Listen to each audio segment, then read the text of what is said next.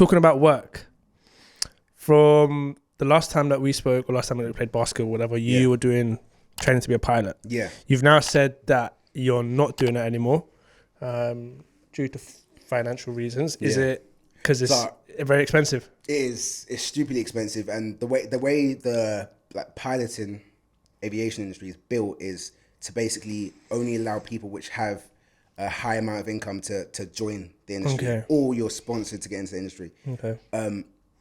So when I was in my degree, I did aviation operations and commercial piloting, and in my second year, that's the year COVID actually hit. I was trained. I've done my training, my ground school training. I was going to go on from ground school to actually to do from out flying training and get my PPL and then move on to my CPL and then so forth. But then when it hit, I wasn't able to go and sit my exams because of COVID. So all the exam centers were closed. Okay. And I wasn't even able to do any of my flying, so everything was closed. So you could do any of that. And on your after you sit your ground school exams, you have a certain period of time until you have to do your actual you have to go and train and complete your whole training to become a pilot instead of becoming valid. And I wasn't able to do it in that time. I wasn't able to actually. So my ground school was 6 months, and then from my ground school, all the information like you cram into it, this is so much information. I can imagine. It's crazy amount of information, but all that information it doesn't stay in your head. Like I was like when you train for like your driving test and you do your the apps, theory, you just cram the knowledge into your head. You don't actually remember it. You just do it for the actual exam. So that's similar to how the pilot training is, but obviously it's a lot more knowledge. And because I left it for so long, all that knowledge has gone on my head. So I have to go do ground school again. And ground school cost me 9K, so around 10K, 10K for ground school. Yeah, 6 months, 10K. Just for training? Yeah, for training. And is that to get a qualification or to get that? No, that's just for your ground. So that would give you a frozen ATPL. Oh my God. So no, that wouldn't give you a frozen ATPL. So that would just give you your ground school training so you can go on to train towards your frozen ATPL. Shit. Yeah, so it's expensive. It's expensive. Wow. And on top of that, the actual flying, for example, I've only done around 11, 12 hours towards my actual PPL. And for each lesson, this was back in 2020, 2021, it was £200 a lesson for an hour. So I've done, 12 times 200, that's how much. Yeah. And then now it's around 300 because of the petrol and the inflation and whatever. So it's very expensive to do. So I'm looking at the moment, and I want to continue because I enjoy flying. And it is a passion for me, but financially it doesn't make sense to try and do it now again unless I have some influx of money to go and fund that. But I'm trying to do it step by step. So every time I get some time to do some hours, I put in some hours for my flight to get my PPL. But it's that's crazy. I never knew that. Yeah, it's expensive. That's why a lot of the people which you see which are actual captains or pilots, they were already rich or their family was rich. Yeah, so they allowed them to go do that or just paid it for them. Because what they do is for people who are ethnic minorities, they run programs to help them get into it. Because they just try to like boost the numbers of ethnic minorities in there. So they'll sponsor you to become a pilot. But you have to go through like a really strenuous process of like tests and exams, and then they'll sponsor you to become a pilot. They'll pay for your whole thing. Damn. And the whole thing is probably, depending on where you go, it changes. But I'd say minimum around 80K for the whole thing. So you get type rated in the aircraft as well. So minimum around 80K. If the airline don't sponsor you anything, so it's around 80K to become a pilot. So it's not cheap. And then once you're a pilot, what are we talking in terms of salary? This is the funny thing, you know. Once you're a pilot, you think, your salary's gonna be massive. Yeah. You spend 80K to become a pilot, so salary's gonna be massive. It's not. When you start as a first officer, you can look at salaries on Google right now. Salaries for first officer for EasyJet or whatever, it's around 25, 27K. What? So you earn 25, 27K. Fair enough, that might only be for a year. After a year, it's gonna bump up to around 35, 37, it's not that 40K. much. It's not that much. And then after like you get experience to become a captain, it does bump up to 100K. And then if you get senior captains, you can get 120, 100, and further, depending on the airline. If you're a Virgin captain, I think you can earn upwards from 150K to 100 to 220K, depending where your position is in the company as well. So it does grow with years, but like immediately you're not earning a lot of money. Damn. So that's why it's very difficult to get into. That's like a business, bruv. Yeah. You put all this money in and then you've got to wait 4 or 5 years to make your money back. That's outrageous. Yeah. So it's difficult. So how many like hours would you need to do in order to be like, I don't know, a captain for EasyJet? I'm not actually certain, but for a captain for EasyJet, you're gonna have to have. Okay, so what are the different? So you got captain. Yeah. You got what else is there? You have senior first officer. Okay. You have first officer. Are these people that fly as well? Yeah. Yeah. Okay.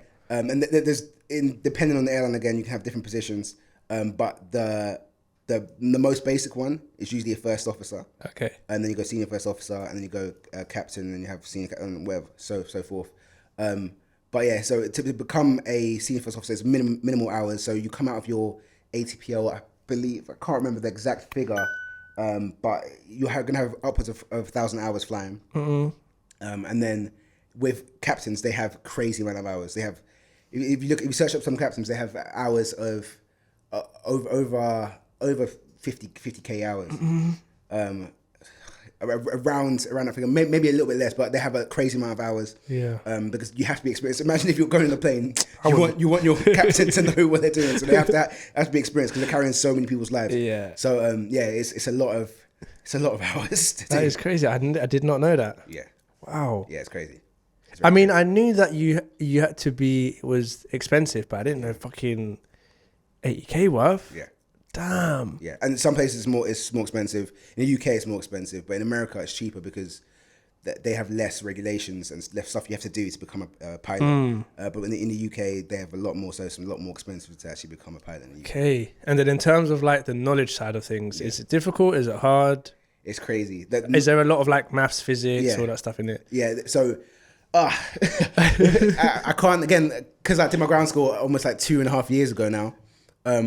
So it's quite difficult to remember all of the different modules that we actually did.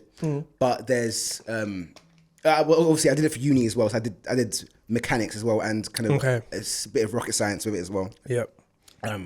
But if you just do piloting, not for uni, you have general navigation, so Gen Nav, which is basically navigation of the Earth, so flying in the air, and that is it's very complicated. A lot of math in that, and how to map different places, coordinates and stuff. Yeah, right? exactly. Yeah. Jesus. And I believe captains on like seas, on ships, they do the same thing with Gen Nav to navigate the world. So you have to do Gen Nav, you have to do actual mechanics, so learning how the plane actually operates, how it works. You have to do human performance, so study of your body. So almost like biology of the body, how it functions in the air, what the plane actually does to you. And there's so many stuff which I learned that if I told people, they'll be like, oh, I'm not flying ever again, because like airlines and flying is actually so, even though it is one of the safest forms of travel because you don't have a lot of crashes, but especially for people who fly very often, like captains or pilots, for their health it's so bad. The amount of UV radiation which you get up there is crazy. A lot of pilots get cancer because of how often they're exposed to the UV radiation. Yeah. And so there's a couple, I think one of my friends in uni done a research project into that, because no one really speaks about it because no one really cares too much about pilots because they earn a lot of money. But yeah, so there's a lot of stuff like that. Then I also had to do, there's lots about physics, about how the plane actually flies, and also performance. So the actual aircraft performance, how the aircraft performs, and how weather affects the performance of the aircraft, and just a whole lot of those different things that you have to know, and it has to be in your head, because when you're flying a plane, if an incident happens, you need to be able to deal with it as quick as possible. So that's why, have you heard of Sully? Sully, the movie? No. Never watched it. So it's a movie about a pilot. You heard about the Hudson River landing, where the pilot landed in the Hudson River. So he lost, but I think he lost both engines. The one when he turns upside down? No, he landed it in the river in America. No. You should research it. So a pilot landed in a river because he lost, I think he lost both engines through a bird strike, and he landed in the river, and he had to act really quickly to know what he was doing. And like I think he's actually got prosecuted because he's even though he thought he acted in the best way possible. To save the lives of the people on board. But they're saying that he could have turned around, gone to the airport instead of landing in the river. But there's so many things you have to know, have in your head as a pilot, to make sure you're making the right decisions. Because if you make the wrong decisions, you're going to get prosecuted. You're going to go to prison. So it's not easy at all. Wow, I did not know that. Yeah, that's very interesting. Yeah, and another interesting fact, which I probably should say, pilots are one of the highest. They have one of the highest rates for suicide. Oh, really? In jobs, they have one of the highest rates because the job is so demanding. It's so demanding. I mean, you're away from your family a lot, and it is extremely demanding. Yeah. And you have a lot of pressure on you. Like, 'cause again, with lives are such precious things. and you have so much pressure on you. So a lot of pilots, they can't deal with stuff like that, or they have a lot of issues with family because they're always flying they're away from home. So often. So they have one of the highest rates for suicide. So it's a very interesting profession. Yeah, very interesting profession. I did not know that. It's very interesting. It's crazy. It's great. It's not all, not so easy becoming a pilot. Pardon? It's not so easy becoming a pilot, huh? It's not. Is it something that you want to go back to once you're in a financial situation to do so, or? I personally, because I've explained, the things, the stresses which they face. I like an easy life. I like an easy life. I'm not gonna lie.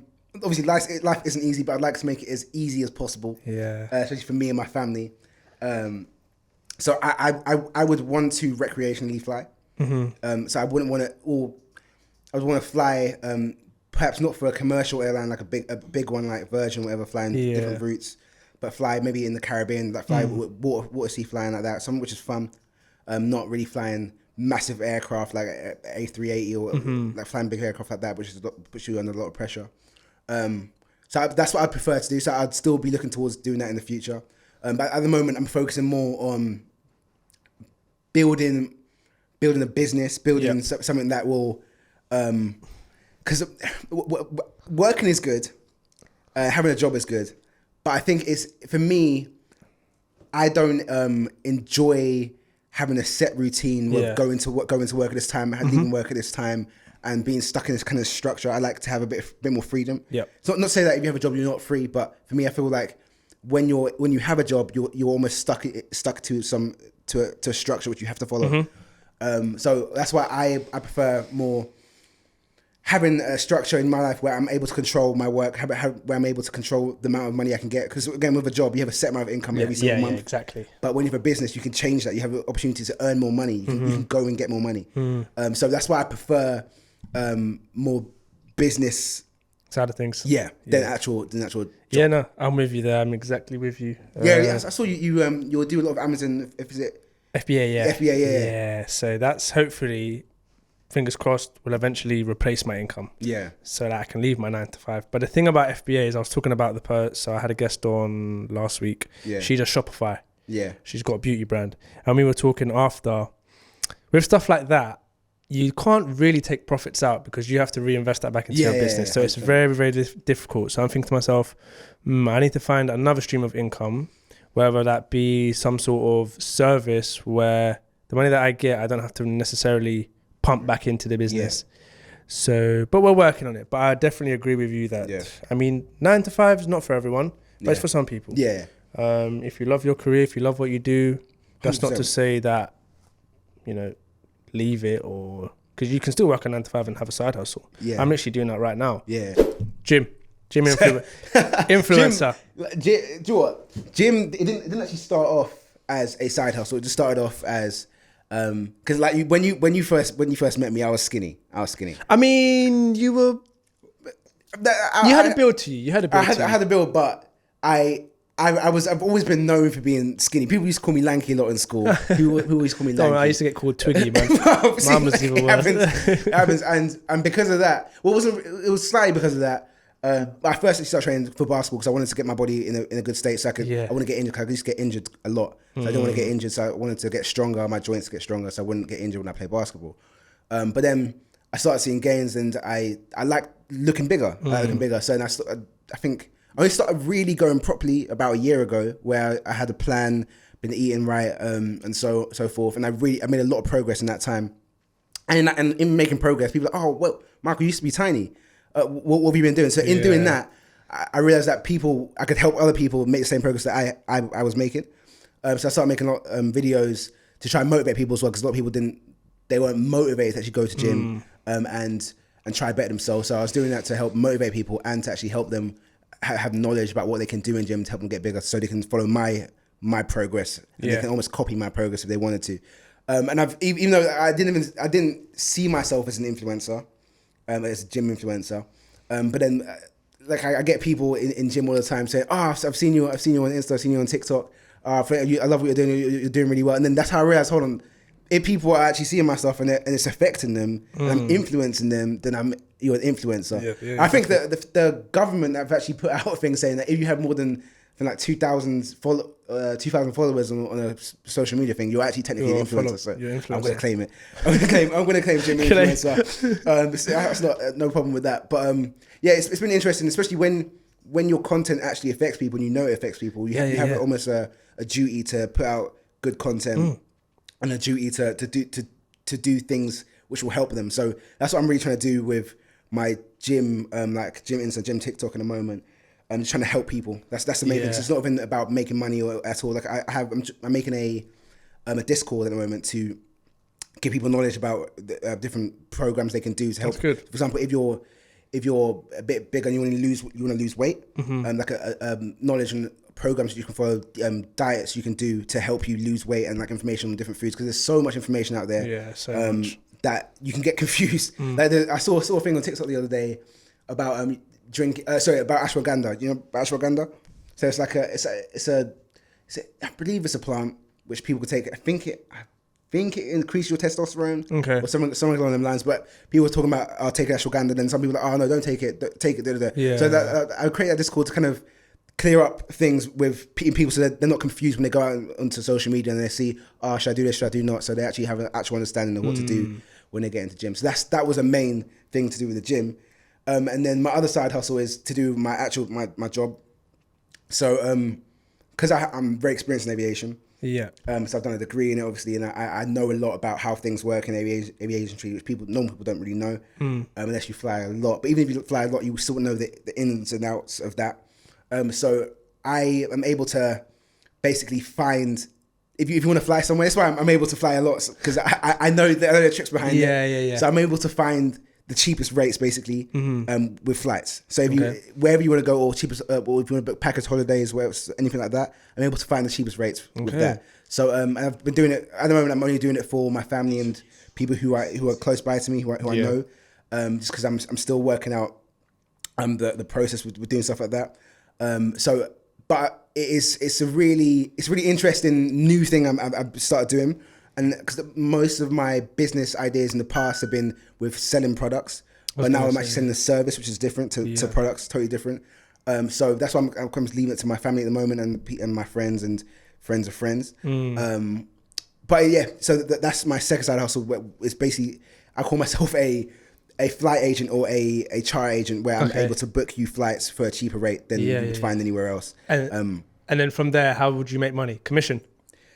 So there's different ways I make money. So I'm part of an organization. I'm part of a group where I actually have to pay a monthly fee to be part of them. Oh wow, really? But they give me cheaper rates for that. And then if I book with a certain provider, then I get commission on that booking with that provider. And so depending on the size of the bookings, let's say if I'm booking for a family of 10, I get and usually for holidays, if it's a 7-day holiday, you're looking around, depending on where you're going, obviously, but just say an average maybe around 500, 600, 700 pounds per person, and 700 times 10, 7,000. That's 7 bags, and then I'll get commission on that, which would be depending on again who I book with. Let's say maybe around 5 or 2%. So it could be a lot of money in the end if I book a large booking. So it's interesting. But I want to go back to the fitness stuff, and I want to talk about the concept of motivation. Yeah. Because me personally, I don't believe in motivation. Do you believe in motivation? I believe motivation is helpful. Obviously, like anything, motivation doesn't last forever. Yep. There will be down points in your life where you're not motivated. But motivation is, I believe it is a thing. It's not like it's a fake, like motivation is a thing. But I tend not to rely on motivation, because if you rely on motivation to do things, then there'll be times where you won't do it, because you're not always gonna be motivated. But if you're more disciplined in doing things, no matter what happens, for example, even with my gym, like, because I lost my grandma almost a month ago now. And if I wasn't disciplined, if I relied on motivation, I wouldn't have gone to gym. I would have stopped gym. I would have stopped everything, to be honest. Yeah. But because I was disciplined, even throughout that whole time period, I was going gym. Even the day where I actually lost it, I went gym because I was disciplined. Yeah. Like, I was just like, in your mind, you're in a set line. You have to do it. So I believe if you rely on discipline, you'll be more successful in whatever you're trying to do than relying on your motivation.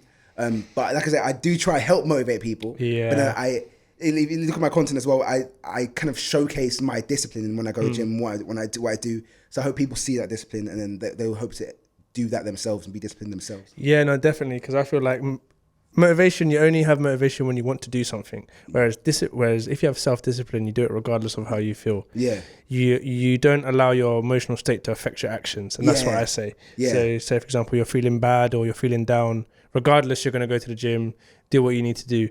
And I think people need to understand that and stop relying on motivation. Yeah. They think, oh, I need to wait for this perfect time. Let me watch some videos that will motivate me. Like you said, it doesn't last 100%. Forever.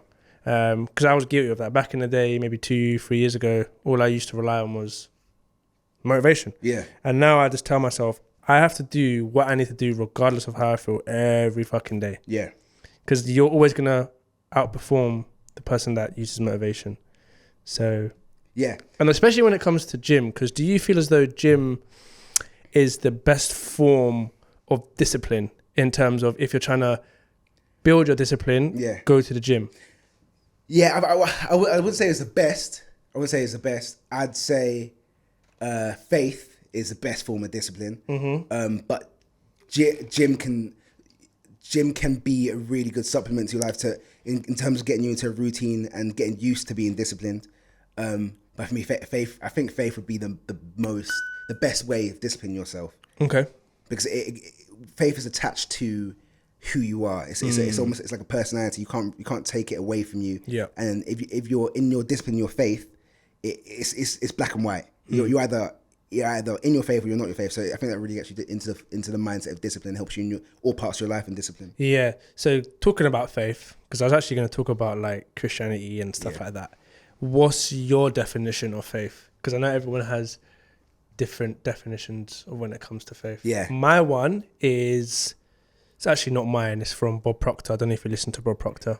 No. But his one is believing in the invisible.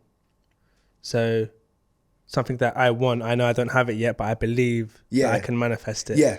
And I just think that's such a great answer. Believing in the invisible. Yeah, that's similar. I think probably he got it from the Bible actually. Most likely, yeah. Because in the Bible, it literally says that faith is believing in things that you can't see.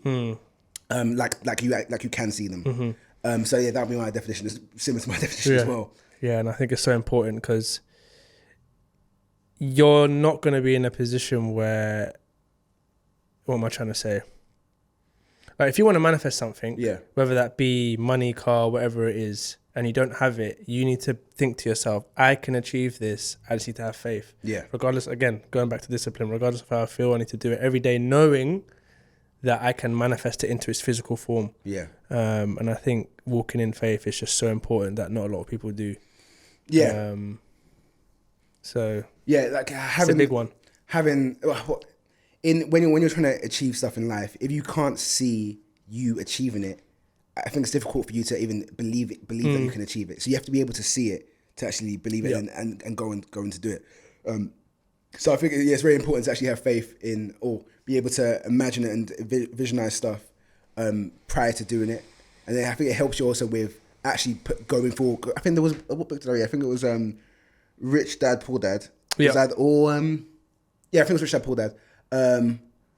Where he was talking about being able to, so before you actually do something, even though you can't do something yet, being able to imagine yourself doing it, imagine yourself driving that car, imagine yourself with that big house, and then having that in the back of your mind in anything that you do. So whenever you, like even doing this now, you're doing it properly. You're not doing it half-heartedly. You have that in your back of your mind that, okay, I'm going to be doing this in a couple of years. So I think that's a really good thing to have. So it not motivates you, but it disciplines you into actually, okay, I want to be here in the next few years. So you're always doing something to work towards that thing. Yeah, as they say, if you can see it in your mind, you can hold it in your hands. But I really struggle with that because for you to manifest things into your life, you need to have feeling attached to it. Yeah. Like I can't just tell myself every morning, oh, I want to be a millionaire. Yeah. But not actually be in a position that from a spiritual standpoint, I already have it. Yeah. And that's what I think a lot of people struggle with because I struggle with it. You need to feel what it's like to be a millionaire. You need to feel what it's like to drive that car or be the person that you want to be. Yeah. Because it is difficult. It is really difficult because emotions is it's difficult when it's not in front of you, like when you don't have it. Yeah. But I guess that's when you got to have faith. Yeah. So. Yeah, and then another thing which really helps with that is a need. So when there's a need that you have to do something, you push yourself to do it. For example, when people, let's say you have a sick parent and you need to make money, like you have to make money to help them.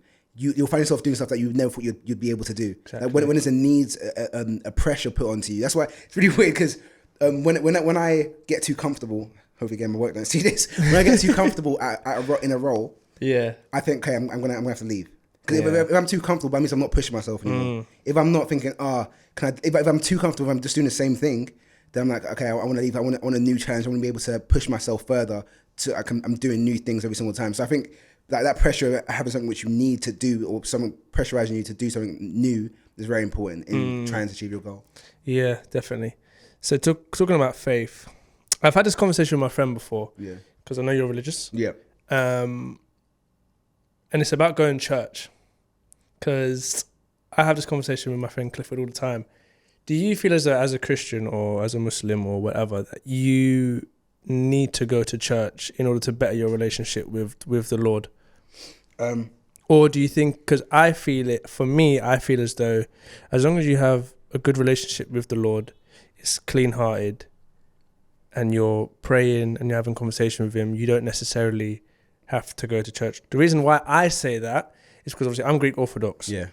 And I preferably want to go to a Greek Orthodox church. Yeah. But the thing is, the Baba, which is the priest, he speaks in ancient Greek. Yeah. I don't understand ancient Greek. So what's the point of me going to church if the sermon or the prayer that he's saying I don't understand? Yeah. That's from my point. Yeah. But obviously everyone's views are different. I know a lot of people go to church because it's like a community and stuff like that. But yeah, what's your views on that? But just on that, is there no translator at all? No, bro, there's no translator. So I'm going there, like not even my mum and dad who are fluent in Cypriot can't understand it. Not even my cousins as well. Like, yeah, that's really interesting. Well, with me, first of all, like with religion, I think nowadays people use religion a lot to control people.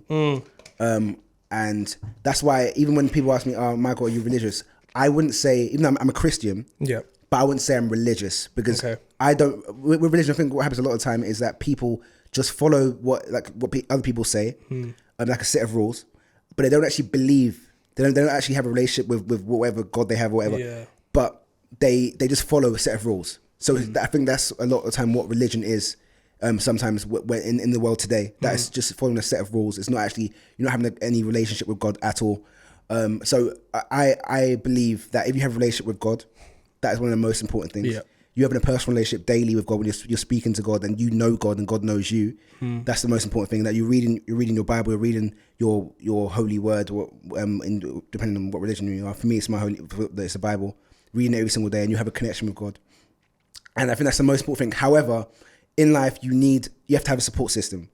That's why the church is so important. The church in Christianity is so important because it's a support system for other Christians. You can't, in the Bible says iron sharpeneth iron, that other Christians will sharpen you. If you don't, there'll be times in your walking with Christ where you will feel low, or you'll feel like something's gone wrong. And you need other people to pick you up. You need other Christians to pick you up. Even if people around you which aren't Christians, they'll pick you up with maybe other things. So that's why it's very important to have a system around you. That's why I think the church is very important.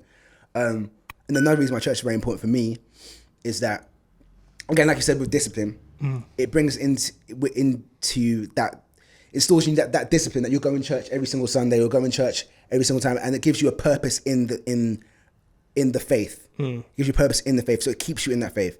For example, in my church at the moment, I have a role where I'm the chief organizer in my church. Okay. So I have a role in my church. I'm given a purpose in my church. Yeah. So I'm not, even though I'm a Christian myself, but I'm in charge of helping other people as well. So I'm giving back to the church. And in the Bible it says that we as Christians, our job is to propagate the faith, to share the faith. Because imagine you have the greatest bit of knowledge ever, and you don't share it with people. Yeah. That's the wickedest thing you can do. You have the opportunity to save people's lives, and you don't share it with people. That's like it's one of the worst things you can do. So that's why I think going to church and having the ability to go to church and share your faith with other people, or even outside church, is very important. But church for me would be it's an important thing for me because it helps me on my walk with God, and it helps me keep everything together basically. Yeah, it's true. And meet new people which are of like mind, because it's difficult to as a Christian, wherever I go, really, it's hard to have like a congregation of Christians when it's not in a church, unless you have like a gospel what's it called, like artists which comes to play in the Wembley or whatever, and then you go and watch them together. But other than that, church is like the place which people go to every single week, so you can meet people of like mind. So I think that's one of the most important things for me. Yeah, I think that's how I have to see it. Really, is going to church to meet other like-minded people. Yeah.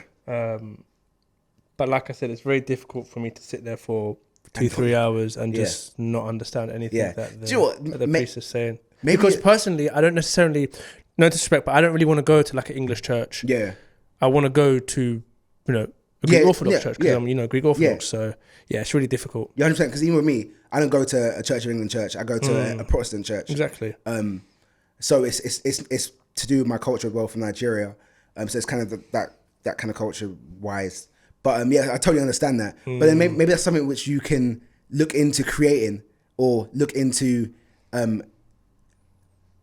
finding in the UK. Because if there's not anything like that in the UK, that's something which you could definitely look into. Yeah, definitely. Because that's it's very important to your culture. It's definitely it's very important. And there's loads of Greeks or Cypriots here as well. So I think they'll be very popular, especially with young Cypriots, which maybe don't speak Greek at all, or don't speak the language at all. So that would be very... I mean, even if I do, because like I said, it's ancient Greek. Yeah. So like, it's difficult. Yeah. I mean, I understand parts, but it is quite difficult, because that's one thing that I was battling with myself for a long time. Is like, do I really have a good relationship with the Lord if I'm not going to the church? Yeah. But then I was thinking to myself, like I said, as long as I'm praying to Him, good-hearted, have a clean relationship with Him, then I think, because at the end of the day, it's a one-on-one basis. Yeah.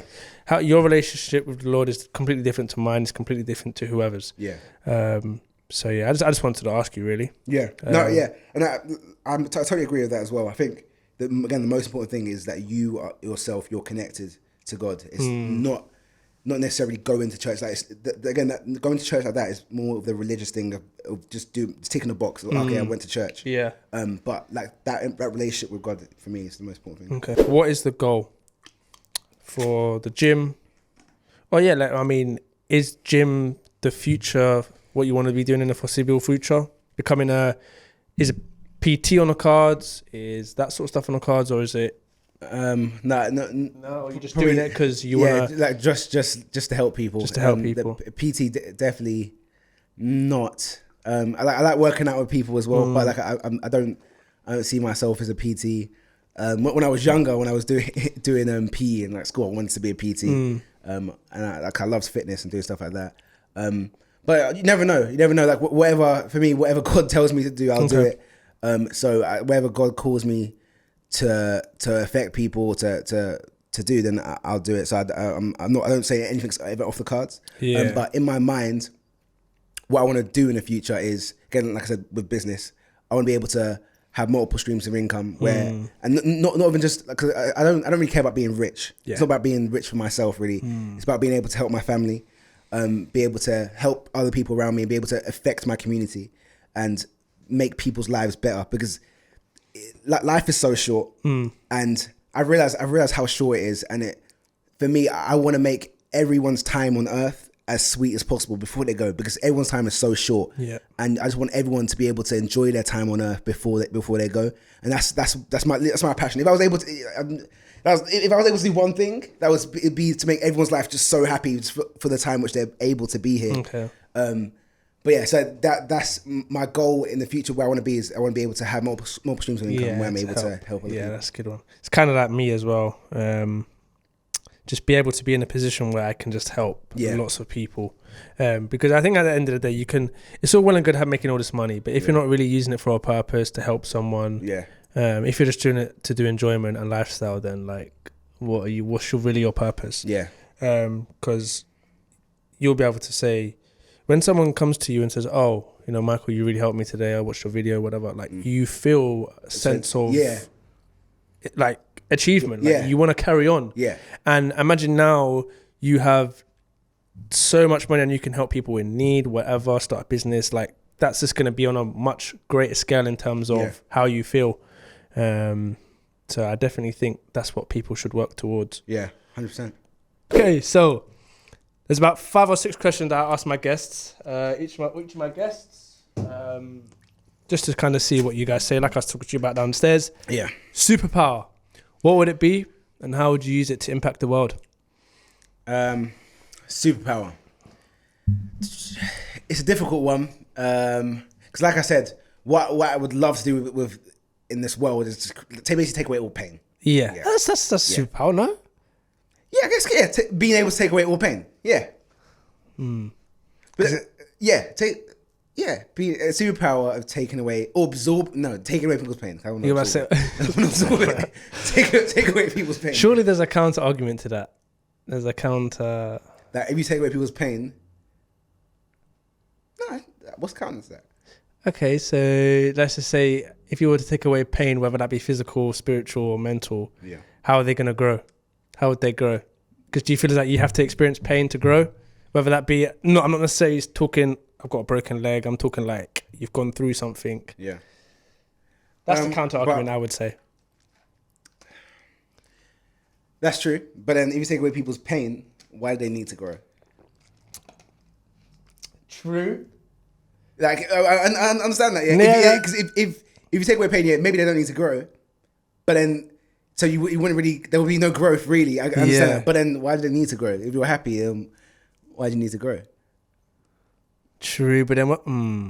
There's no, you may want to grow, but like there's no need. For example, there's people in Africa which are happy. They're happy with how they are. They don't want anything. They're happy. They're cool. They don't need to grow. But okay, that's a good one. I think you've caught me on a bad day.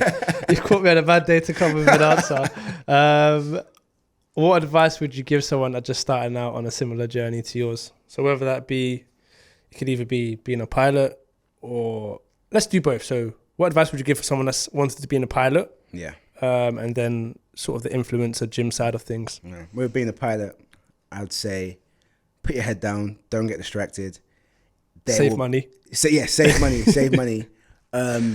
Look for, if you're from similar background to me, look for, from when you're younger, maybe like 18, 17, 16, look for programs which you can get onto.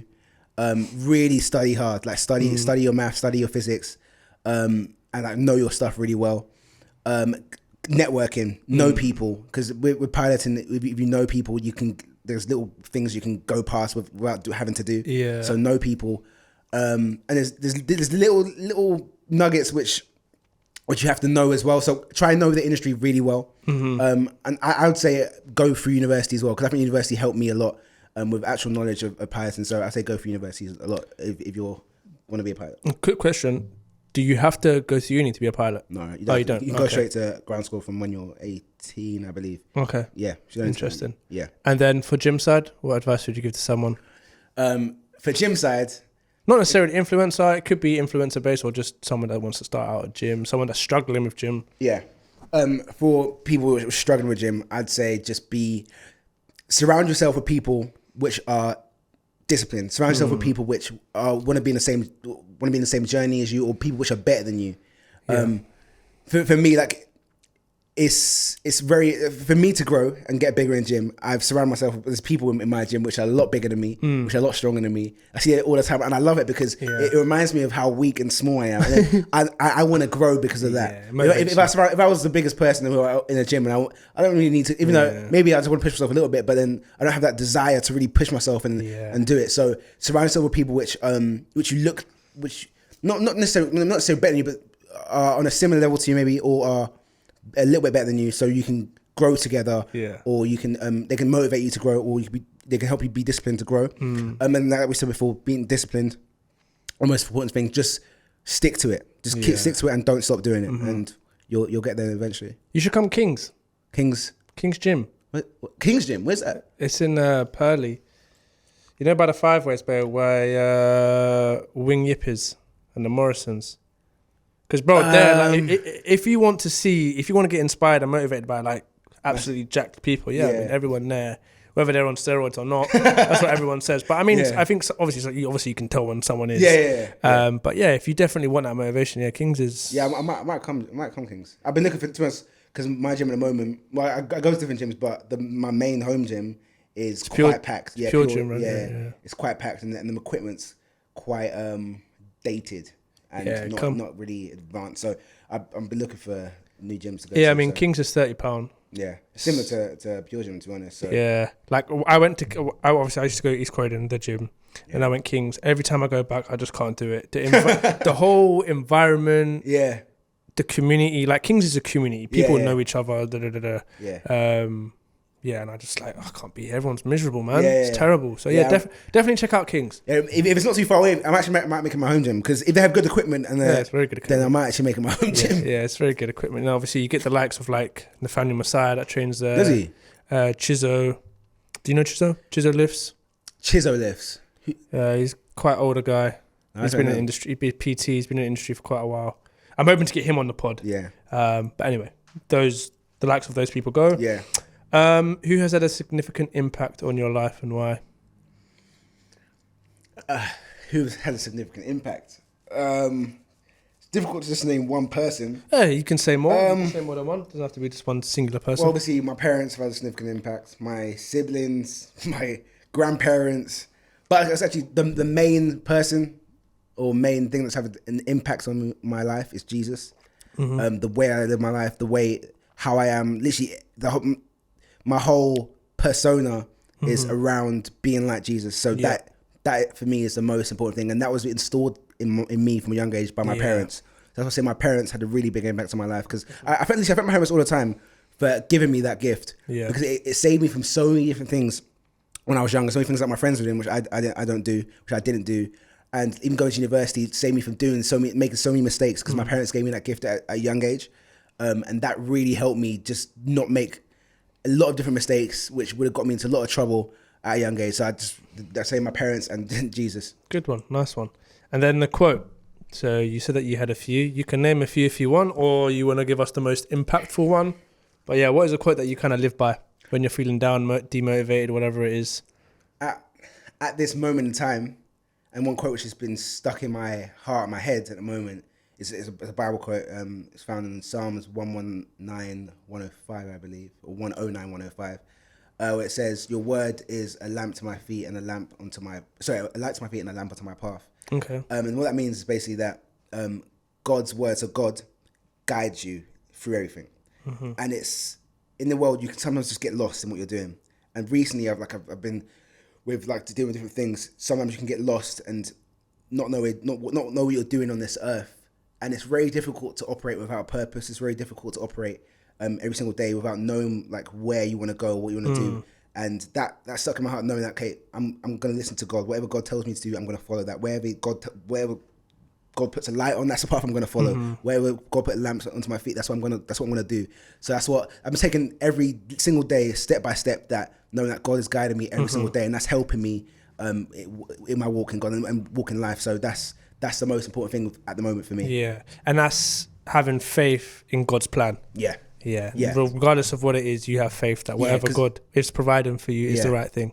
Yeah. Because it's difficult, because sometimes you just don't know. Like you have your own plans. You want to get somewhere, but that's another thing actually. When you have your own plans, then your plans aren't God's plans for your life, and then your plans don't line up, and you're thinking, "Oh, why am I not succeeding?" It's because your plans aren't lined up with God's plans. So one thing which I pray a lot is that my plans are lined up with what God wants me to do, and that I'm following that step for Good my life. One. So I get each one of my guests to write out a question that you're going to answer. Yeah. And then obviously I'll get the same for you to do. So you'll write one for my next guest as well. Okay.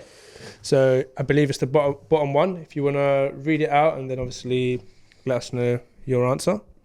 If younger you met you now, would they be proud of what you've achieved?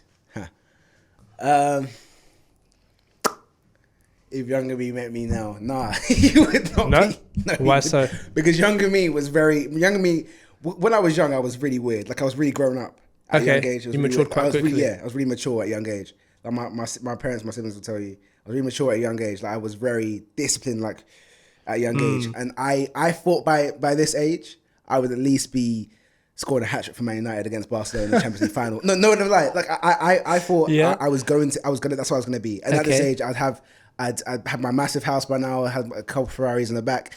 And that's what my younger me wanted. Obviously, it was very materialistic when I was younger. Yeah. But so my younger me wouldn't be happy with where I am now. Me, I'm happy with where I am now. But my younger me, he wouldn't be happy. He wouldn't be happy. He'd be pissed. He'd be very angry. He'd be very angry. So yeah. Fair enough. I mean, I guess it's all about living in the present moment, right? As long as you're happy right now with where you are, with what you have, that's all that matters. Yeah. That's all that matters. But I guess that wraps it up, Michael. If they want to, this is the camera for you, they want to, your socials, where they can find you, your TikTok, your Instagram. Well, all my socials, Migsye, so Migsye. My TikTok is the same and my Instagram is the same. Follow me on them. You can also follow me on my piloting thing, which is called Me Holidays, ME Holidays. And you can get cheap discounted flights in there when I start operating that for the public. But yeah. Perfect. Thank you, guys. That has been, I believe it's episode 23. I've kind of lost count as to which one. But I hope you enjoyed this episode. I had a fantastic time with Michael. Michael, thank you for coming on. Thank you. And I will see you guys on the next episode. Peace.